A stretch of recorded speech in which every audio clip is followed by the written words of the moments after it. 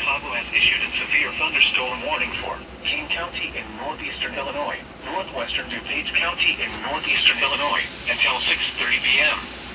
At 5:34 p.m., a severe thunderstorm was located near Pingree Grove, or near Canton Hills, moving southeast at 30 miles per hour. Hazard, 60 miles per hour with gusts and quarter-size hail. Source, radar indicated.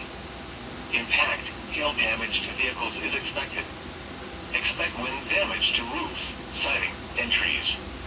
Locations impacted include Aurora, Vaporville, Elgin, Wheaton, Downers Grove, Lombard, Bartlett, Carroll Stream, Hanover Park, Addison, Glendale Heights, St. Charles, Glen Ellen, West Chicago, Batavia, Hunley, Geneva, Canton Hills, Lowland, Bloomingdale. Including the following interstates: Interstate 88 between mile markers 105 and 130. Interstate 90 between mile markers 48 and 55. Interstate 355 between mile markers 24 and 29.